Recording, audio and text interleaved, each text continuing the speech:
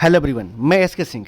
NEET PG 2021 counselling के लिए MCC का एक नया नोटिफिकेशन आया है। राउंड 1, राउंड 2, मॉपअप राउंड और स्टे वैकेंसी को लेके। ये क्या रूल है, ये जानना आप लोगों को बहुत आवश्यक है, तो इसे मैं डिस्क्राइब करता हूं। यदि आप नए हैं चैनल पे, लाइक कीजिए, सब्सक्राइब कीजिए और साथ में बेल आइकन जरूर क्लिक करें। यदि एमसीसी का राउंड 1 में रिजल्ट आता है और आपको अलॉटमेंट आ जाता है, इस कंडीशन में आप क्या करेंगे? जिनके अलॉटमेंट नहीं आता है वो क्या करेंगे? क्या राउंड 2 में पार्टिसिपेट कर पाएंगे या नहीं कर पाएंगे? क्या मॉपअप में किस तरीके से पार्टिसिपेट करेंगे? कौन कौन से स्टूडेंट एलिजिबल हैं?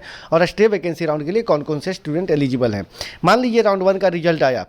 रिजल्ट आने के बाद वैसे स्टूडेंट जिनको सीट अलॉट नहीं हुआ वो तो राउंड 2 के लिए पार्टिसिपेट करेंगे ही करेंगे, साथ में अपने स्टेट के लिए भी पार्टिसिपेट करेंगे। लेकिन वैसे स्टूडेंट जिनका सीट अलॉट हो चुका है, यानी कि राउंड 1 में सीट अलॉट होता है, तो यहाँ पे आपको एक कंडीशन होता है फ्री एग्जिट लेने का। वहाँ पे आप फ्री एग्जिट ले सकते हैं, आपका सिक्योरिटी अमाउंट फॉरफिट नहीं होगा और साथ में आप स्टेट में पार्टिसिपेट कर सकते हो। फ्री एग्जिट के बाद भी आप राउंड 2 में पार्टिसिपेट कर सकते हो, यानी कि एमसीसी का all India quota 50%, deemed university, DNB, NB diploma सभी के लिए राउंड 2 में आप पार्टिसिपेट कर सकते हो। साथ में स्टेट का भी काउंसलिंग में पार्टिसिपेट करते हैं यदि राउंड 1 में सीट अलॉट होता है और फ्री एग्जिट लेते हैं तो। और यदि आपको सीट मिला और आपने सीट को ज्वाइन कर लिया, इस कंडीशन में आप क्या करेंगे?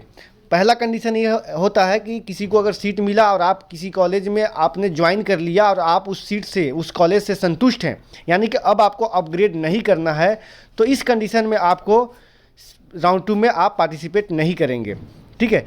दूसरा पॉइंट यह है कि वैसे स्टूडेंट जिनको राउंड 1 में सीट मिल चुका है और राउंड 2 में अपग्रेड करना चाहते हैं, तो इस कंडीशन में यदि आपको राउंड 1 में सीट मिला तो अपग्रेड करना चाहते हैं तो आप राउंड 2 में पार्टिसिपेट करेंगे। लेकिन यदि आपका राउंड 1 में जो सीट मिला था वो सेम सीट अगर राउंड 2 में रहा, इस कंडीशन में आप सीट नहीं छोड़ सकते हैं। अगर आपको जो राउंड 1 में सीट मिला था वो सेम सीट आपको राउंड 2 में रह गया, अपग्रेड नहीं हुआ, तो आप उस सीट को नहीं छोड़ सकते हैं और आप ना ही मॉपअप राउंड में पार्टिसिपेट कर सकते हैं इस कंडीशन में। दूसरा पॉइंट यहाँ पे ये बनता है, यदि आपको सीट राउंड 1 में जो मिला था और वो सीट अपग्रेड हो चुका है, तो इस कंडीशन में भी आपको उस सीट को ज्वाइन करना होगा, नहीं छोड़ सकते हैं, जो नई रूल आई है इसके अकॉर्डिंग। और वैसे स्टूडेंट जिनको राउंड, अब तीसरा पॉइंट ये है, जिनको सीट मिल चुका है, वैसे स्टूडेंट जिनको सीट मिला और सीट को ज्वाइन कर चुके हैं, ज्वाइन करने के बाद वो चाहते हैं कि हम सीट को छोड़ दें, तो आपको 3 फरवरी तक आप फ्री एग्जिट ले सकते हैं। यानी कि 3 फरवरी तक जिस कॉलेज में आपको सीट मिला है उसके ऑफिशियल साइट पे जाएं। एमसीसी के द्वारा एक पोर्टल दी गई है, उस पोर्टल दी जाएगी, उस पोर्टल पे जाके आपको अप्लाई करना होगा फ्री एग्जिट के लिए, मतलब कॉलेज को छोड़ने के लिए। इस कंडीशन में आपको फ्री एग्जिट मिल सकता है और आप ऑल इंडिया कोटे की राउंड 2 में पार्टिसिपेट कर सकते हैं और साथ में स्टेट में भी पार्टिसिपेट करेंगे। जो एमसीसी के राउंड 1 का अलॉटमेंट आएगा, यानी कि रिजल्ट आएगा, रिजल्ट के बाद सीट को ज्वाइन करने का, यानी कि रिपोर्ट करने का जो लास्ट डेट है वो 2 फरवरी और 3 फरवरी दिया है उन सभी स्टूडेंट को जो कॉलेज ज्वाइन कर चुके हैं और ज्वाइन करने के बाद वो चाहते हैं किसी पार्टिकुलर स्टेट में उनको सीट मिल चुका है और उस सीट को छोड़ना चाहते हैं, तो आप 3 फरवरी तक फ्री एग्जिट ले सकते हैं और दूसरे स्टेट में जाके आप पार्टिसिपेट कर सकते हैं। यानी कि कॉलेजेस जो मिला है दूसरे स्टेट में उसे आप ज्वाइन कर सकते हैं। फ्री एग्जिट के लिए अगर राउंड 1 में सीट मिला, ज्वाइन कर लिए थे और फ्री एग्जिट लेना चाहते हैं, इसके लिए किसी भी पार्टिकुलर स्टेट कॉलेज के ऑफिशियल साइट पर जाके आपको अप्लाई करना होगा। अब यहाँ पर एक और पॉइंट है,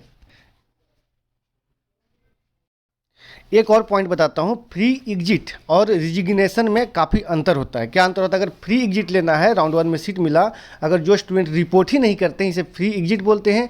और रिजिग्नेशन का मतलब ये होता है कि आपको अगर राउंड 1 में सीट मिला और आपने उसे ज्वाइन किया और आपको स्टेट में भी सीट मिल गया राउंड 1 में, तो उस सीट को रिजिग्नेशन यानी कि रिजाइन करने का डेट है ऑल इंडिया कोटे के लिए, यानी कि एमसीसी राउंड 1 के लिए, और 3 फरवरी है। रिजाइन करके आप स्टेट के सीट को ऑप्ट कर सकते हैं, या फिर आप चाहते हैं कि राउंड 2 में पार्टिसिपेट करें ऑल इंडिया कोटे की, तो राउंड 2 में भी आप पार्टिसिपेट कर सकते हैं। अब यहाँ पे बात करते हैं कि मॉपअप राउंड के लिए कौन कौन से स्टूडेंट एलिजिबल हैं। मॉपअप राउंड में वैसे स्टूडेंट एलिजिबल हैं जिनको राउंड 2 में सीटें नहीं मिला, और वैसे स्टूडेंट भी एलिजिबल हैं जो राउंड 1 में सीट मिला था और फ्री एग्जिट लिए, राउंड 2 में सीट नहीं मिला। तो वैसे स्टूडेंट भी मॉप अप राउंड के लिए एलिजिबल हैं।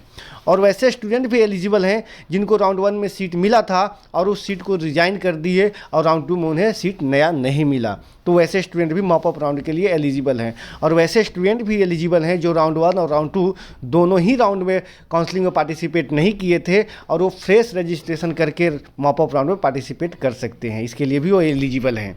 तो यहाँ पे मैं आपको कुल मिला के बता दूं कि वैसे स्टूडेंट जिनको राउंड 1 में सीट मिलता है तो आपको 3 फरवरी तक आपको सीट छोड़ना होगा, यानी कि जो पहले का रूल था उससे बिल्कुल अलग है। पहले क्या होता था कि यदि आपको राउंड 1 में सीट मिला और आपने क्या किया, राउंड 2 में उसे राउंड 1 में ज्वाइन कर लिया और आपको राउंड 2 में अपग्रेड करना था। इस कंडीशन में यदि आपने राउंड 2 में पार्टिसिपेट किया अपग्रेडेशन के लिए और सीट आपको अपग्रेड नहीं हुआ, यानी कि जो राउंड 1 में सीट मिला था वो सेम सीट रह गया, तो इस कंडीशन में आपको 2 डेज़ की यानी कि 48 आवर्स की टाइम मिलते थे। उस 48 आवर्स में आपको इस सीट को छोड़ना होता है, रिजाइन करना होता है, ठीक है। इस कंडीशन में आपको जो सिक्योरिटी अमाउंट है वो फॉरफिट नहीं होता था, लेकिन अब ये रूल नहीं रहा, ठीक है। और दूसरी पॉइंट ये है, स्टे वैकेंसी राउंड के लिए कौन कौन से स्टूडेंट पार्टिसिपेट कर सकते हैं, एलिजिबल हैं। वैसे स्टूडेंट जिन्हें राउंड 1 में सीट नहीं मिला, राउंड 2 में नहीं मिला, मॉप अप में नहीं मिला, वैसे स्टूडेंट पार्टिसिपेट करेंगे सिर्फ। और दूसरा स्टूडेंट पार्टिसिपेट करेंगे जो राउंड 1 राउंड 2 मॉप अप में रजिस्ट्रेशन नहीं किए थे और वो फ्रेश रजिस्ट्रेशन सिर्फ मॉप अप में ही स्टे में ही कर रहे हैं, वैसे स्टूडेंट भी एलिजिबल हैं। तो ये सारे चीज़ों को पॉइंट को आपको नोट करना होगा, जैसा कि आप सबको पता है। तो इसके लिए आपको जानना काफ़ी आवश्यक है। आप एमसीसी का ऑफिशियल साइट पर जाएँ, वहाँ पर जो नोटिफिकेशन न्यू नोटिफिकेशन आए हैं उसे अच्छे से रीड कर लें, क्योंकि यहाँ पर नुकसान हो सकता है। अब यहाँ पे एमसीसी ने जो नोटिफिकेशन पब्लिश की है इसे और पहले पब्लिश करना चाहिए था, ये काफ़ी डिले किए हैं। इनको नोटिफिकेशन जो है ये पहले करना चाहिए था, यानी कि चॉइस फिलिंग से पहले, तभी तो स्टूडेंट को कंडीशन समझ में आता है कि आखिर ये क्या कंडीशन लगाए हुए हैं, क्या न्यू रूल है। अब ये रूल चॉइस फिलिंग के बाद में लाते हैं तो ये कहीं ना कहीं सही नहीं है। वैसे राउंड 1 है, राउंड 2 आएगा, फ्री एग्जिट रहता है, कोई दिक्कत नहीं है। फिलहाल के वीडियो में इतना ही दोस्तों, थैंक्स फॉर वॉचिंग।